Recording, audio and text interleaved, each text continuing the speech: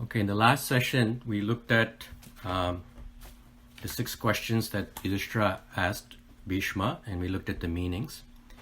Now, in the next couple of shlokams, we'll start to look at some of the answers that Bhisma gives. Before we get to that, there's one thing I need to talk a little bit about those 6 questions. Now, most of what I am presenting here today and the other days is mostly taken from Upanyasams by Sri Velakudi Krishnan Swamin.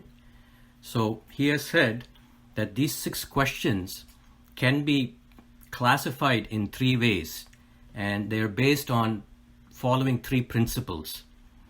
The 3 principles are, the first one is called tattvam, second is purushartha, and the third is upaya. So let's take a look at what these 3 are. First one, tattvam, means whatever is the object of truth, or in Tamil we will say it's a porul. Second is purushartha, which means what is the desired goal for man. The third is upaya, or the way that will lead you to the goal. The way or the means that will lead you to the goal is called upaya. So we have 3: tattvam, the object of truth; purushartha, the desired goal; and upaya, the way to reach that goal. Now, if you look at the 6 questions, the first question that Yudhishtira asked, Kimekam devadevam loke, this is a question on the tattva, or the object of truth. So, Kimekam devadevam loke, which is the one supreme God as indicated in the Vedas. So, Yudhishtira is asking, what is that one object of truth, tattva, which is the most supreme in the world? So, the first question is on tattva. The second question, Kim va api ekam parayanam, what is the ultimate goal? This is a question on purushartha, or what the desired goal for mankind is. Now, there are 3 types of purushartha, or goals. One is aishwaryam, basically living in this world, earning money, living a good life. That is one goal, aishwaryam. Second goal, which is higher, is kaivalyam, which is being one with the atma and being in that joy of that atma. That's called kaivalyam. And the third purushartha, or goal, is for us to be in Vaikuntham with Sriman Narayana. So Yudhishthira is asking in this question, of these 3 purusharthas, which is the best? What is the ultimate goal? So question 2 is about purushartha, or the desired goal. Now questions 3 to 6 are all about the upaya, or what is the way to go about it, right? Question 3, stuvantakam, by praising whom?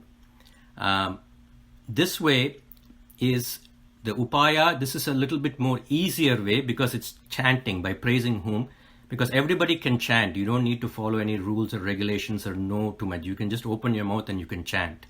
So question 3 is on the upaya, which is the easier upaya. Question 4, kam archantaha, by worshipping whom through archana. Now, doing archana is slightly a little bit more effort involved than just chanting. You need to, gather the materials, you need to know the procedures and all. It's slightly more difficult than that. So this is upaya, which is a slightly more difficult way. And 5 and 6 are also about the way, or the upaya. So basically Yudhishthira's questions is, which is the ultimate truth, tattva? Of the desired goal, purushartha, to be attained, which is the best? Of the ways to attain the goal, the upaya, which is the best way? Now, why is he asking this? Because there can be certain things that look like the ultimate truth, but they're not, because they're not eternal and they don't last.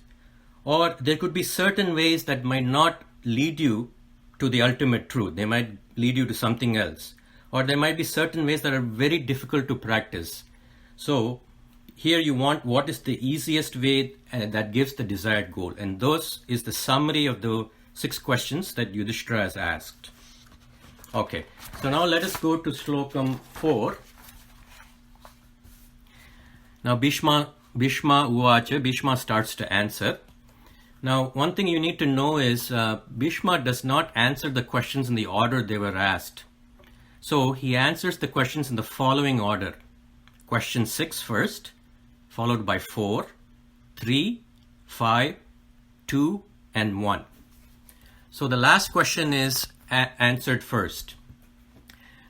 You might have seen, like, when there are news items and somebody's getting interviewed, an expert is getting interviewed, usually the interviewer will ask him 3 questions, and then the expert will say, let me start by answering your last question first.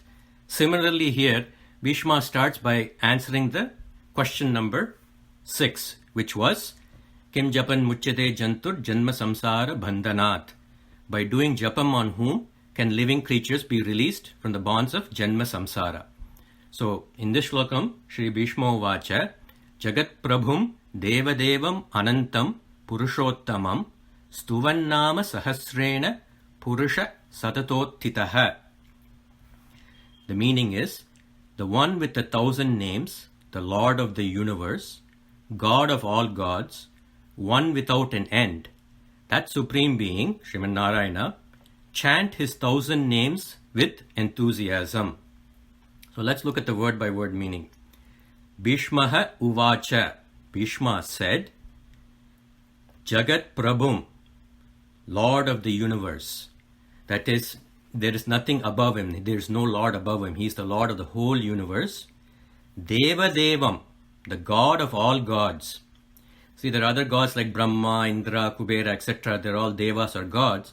But Mahavishnu is the one who has created them. So he is Devadevam, the God of all gods. He is Anantam. Anantam means without an end or without any limitation. In 3 ways, he is Anantam: by time, space, and object. In terms of time, like our body has an end. It has an expiry date. But for Sriman Narayana, he is eternal. So there is no end or no limitation with respect to time for him. In terms of space, we have a limitation. We can only be at one place at a time. We can only see so far. We can only hear so far. But such restrictions are not there for him. He is everywhere. He sees everything, hears everything. And the third, objects. Even objects have a limitation. A flower can only be a flower. It cannot become a book. But Srimad Narayana, he has become everything in this universe. This whole universe is his body, actually. So he doesn't have any limitation in terms of object. So since Bhagavan exists always and is everywhere and has become everything, he is Anantam, one without any limitation. Purushottamam, Purushaha Uttamam. He is the supreme person, the one who gives all things. Stuvan. Stuvan means to chant or to chant with your mouth. So Stuvan always refers to an action that's done with the mouth. So that means to chant or to say. Tamilla sonna stotram seyyardunu solva Tamilla. So this word Stuvan is very important because it's going to occur 4 times, including this. It's going to occur 4 times in Bhishma's answers. So that stresses the importance of chanting his name. So we will see in the future slokams where that Stuvan comes. Stuvan what? Nama Sahasrena. His 1,000 names. By who? Purushaha. Here Purushaha means the Jivatma or the individual soul like us. Purushaha means one with knowledge. Okay? Purushaha does not indicate any gender. In Tamil and all, sometimes we might think refers to a male, but here Purusha does not indicate any gender. It means one with knowledge. And here it refers to the individual soul. So what does the individual soul have to do? Satataha uttittaha. Always with enthusiasm and joy. That is utsagam. To do what? So this 2 words go with the word stuvan, chant. So chant always with enthusiasm and joy. Why? Because based on the knowledge of what he has done for us, he has created us, he sustains us, he provides for us. For all that, we should have enthusiasm and interest to do more and more for him always, satataha. So that's why always stuvan, chant with enthusiasm and joy. So that's the meaning of the 4th shlokam. We'll move on to the next one. Tameva chayan nityam. This is the answer to Yudhishtira's 4th question, which was, Kam archantaha. Who should I worship? Tameva chayan nityam bhaktya purusham avyayam dhyayan stuvan namasyamscha yajamanas tameva cha. Tameva cha arcaya nityam. Worship him daily, nityam. So who is this him? The jagad prabhum, devadevam, anantam that was mentioned in the previous slokam. Arcaya nityam. Worship him daily. Bhaktya, with bhakti, which is love and devotion. So what is bhakti? Bhakti is the love that a dasan, a servant, has toward his Swami, Supreme Master, having realized that he has created me, he is protecting me, and he has given me everything. So I need to do something for him. That is bhakti, that love and devotion. Knowledge, when it becomes mature, knowledge, that jnana, when it becomes mature, it becomes bhakti. Matured love is bhakti. So Krishna says in the Bhagavad Gita, Matchittaha madgata pranaha. Matchitta, with his mind always focused on me, madgata pranaha, who has placed his whole life in me. That is the definition of bhakti. So the attitude we should have is that he has created this whole universe and sustains it, but he is ready to wipe out the karma for a lowly person like me. So I need to do something for him. I need to worship him. That impulse is what is called bhaktya here. Purusham avyayam, the imperishable supreme being. Avyayam, he never decays. Dhyayan, think of him with your mind. So we say dhyanam, right? So dhyanam is continuously thinking about him without the mind going to any other thoughts. One thought about him leads to another thought about him, leads to another thought without wandering to other thoughts. So dhyayan, think of him, and this is with your mind. Next, stuvan, with your mouth sing and chant his names. Because his names reflect his gunas, attributes and qualities, sing with your stuvan, with your mouth, his names. Namasyan, bowing down with him with your body. Now see, now they have covered three things here. With your mind, dhyayan, with your mouth, stuvan, and with your body, namasyan, bowing down to him. Now, you would have heard a thing called Shashtanga Namaskaram, right? When you bow down to him. Shashtanga Namaskaram means sa with ashta, 8 parts of your body. So when you do Namaskaram, you should touch your ground with 8 parts of your body. Typically, your 2 feet, your 2 knees, your 2 palms, the chest, and the forehead. If you do that, that is called a Shashtanga Namaskaram. Why they recommend doing that is, this pose indicates our helplessness and we perform Sharanagati or surrender to Perumal. Falling to the ground indicates that I am nothing but one with the mud and dust on the ground, and you are up there and you need to bless me and to save me. This Shashtanga Namaskaram expresses our complete surrender. Now I told you that the Shashtanga with the 8 angas are the 2 feet, 2 knees, 2 palms, chest and forehead. There's another way you can also look at it. Another way to look at the 8 angas is, you have the feet, knees, palms, chest and forehead, that's 5. The next 3 are the more troublesome ones, and those 3 are the manas, the mind, the ahankara, the ego, and the buddhi, the intellect. Now, they won't surrender because if you take the manas, you'll be doing the Shashtanga Namaskaram, but your mind will be somewhere else thinking of something else other than Perumal. Whether what you have to do tomorrow or what you did yesterday, your mind will not be there. Second, the ahankara, the ego, will be saying, what is so great about this Perumal that I should fall like this on the ground? Why should I surrender? I'm only doing it because everybody else is doing it. So that ego will be there, ahankara. And the buddhi, the intellect, would say, well, maybe I could be doing something more useful than this. And maybe I could be earning a rupee or 2 doing something else. Why am I doing this? The intellect will say. So only if all these 3, the manas, the ahankara and the buddhi surrender, along with the other parts of the body that are on the ground, then only it is a proper Shashtanga Namaskaram. Okay. Next, now they have talked about dhyayan, contemplating through the mind, stuvan, chanting through the mouth, namasyan, bowing down to the body. The fourth one is tameva cha yajamanaha, worship him through puja or aradhana.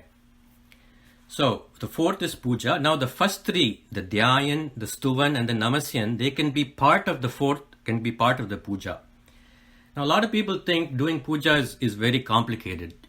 It doesn't need to be complicated. You can do a very simple puja in 15 or 20 minutes, right? And the steps are not complicated at all.